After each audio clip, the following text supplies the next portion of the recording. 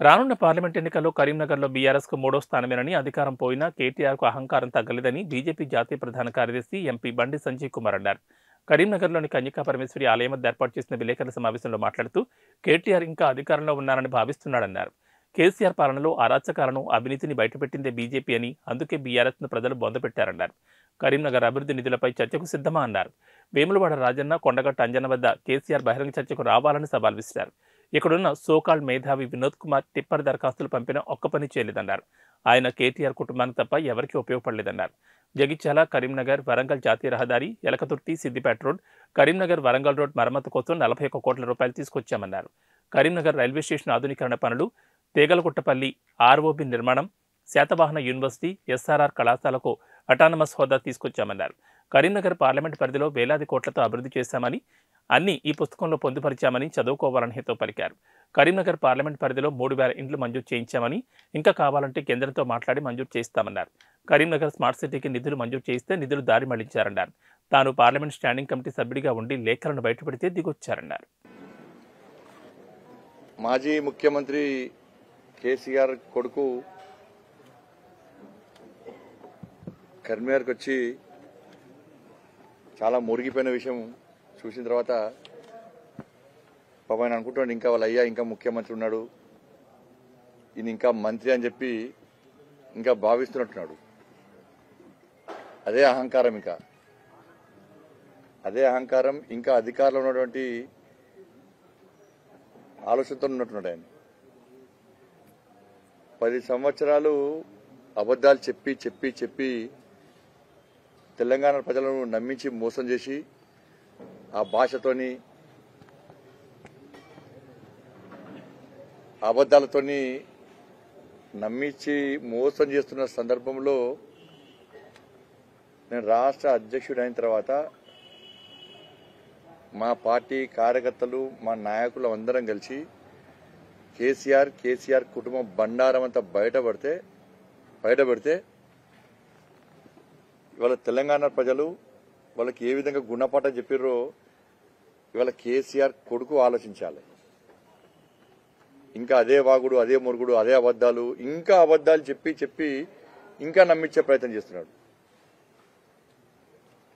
ఏది పడుతుంది మాట్లాడుతూ ఉంటాడు. ఏం మాట్లాడతాడో ఆయనకే తెలియదు. ఆయన పక్క ఇంకో మేధావి ఉంటాడు. ఇక్కడ కరీంనగర్లో మేధావులు కరువైన బీఆర్ఎస్ పార్టీకి పక్క జిల్లా నుంచి మేధావిని అరువు చేసుకున్నారు, కిరాయి చేసుకున్నారు. ఆయనది జిల్లా కాదు, ఈ ప్రాంతం కాదు. ఇక్కడ బండి సంజయ్ మీద పోటీ చేస్తాడు, ఎవరు లేరారు వాళ్ళ పార్టీలా, ఎవరు ముందు రాలే. అందుకే పక్క జిల్లా తీసుకున్నాడు ఆయన. 2 సార్లు ఏదో తెలంగాణ ఉద్యమం అని చెప్పి గెలిపించారు. పక్క జిల్లాలను గెలిపించే కర్మ. సరే, ఆయన సొసైటీకి ఉపయోగపడతాడు, ఆయన వల్ల లాభం ఉంది, తెలంగాణకు ఉన్న లాభం ఉంది అంటే గెలిపిస్తారు ఆయన.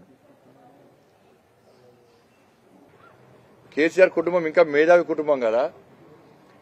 కరీంనగర్ జగిత్యాల్ రోడ్కు, కరీంనగర్ వరంగల్ రోడ్కు 10 సంవత్సరాల్లో పనులెందుకు ప్రారంభించలే?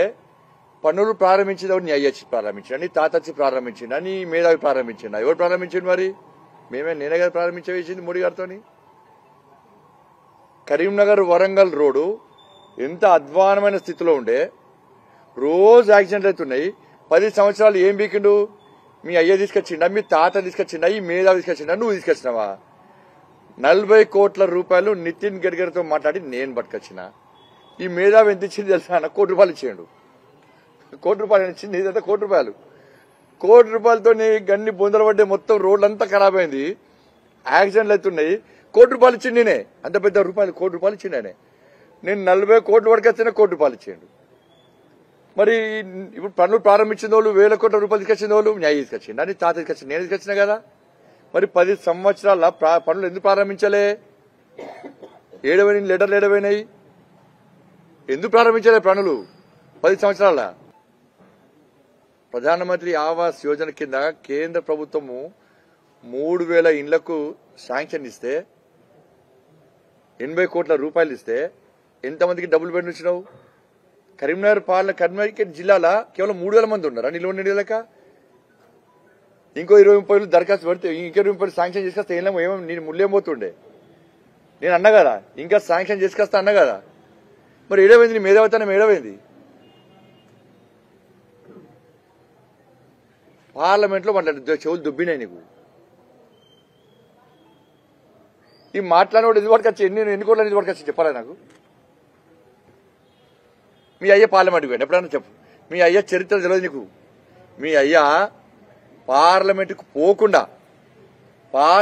పోకుండా ఆయన ఎంపీ చనిపోయిన పాపం ఆయన బెదిరించి ఆయనతో దొంగ సంతకం పెట్టించిండు పార్లమెంట్లో. మీ అయ్య సంతకం దొంగ సంతకం పెట్టించిండు 3 సార్లు 4 సార్లు. మీ అయ్య దొంగ సంతకాలు పెట్టి పార్లమెంట్ పోకుండా దొంగ సంతకాలు పెట్టించినటువంటి మూర్ఖుడు మీ అయ్య. నీ కుటుంబ చరిత్ర గది.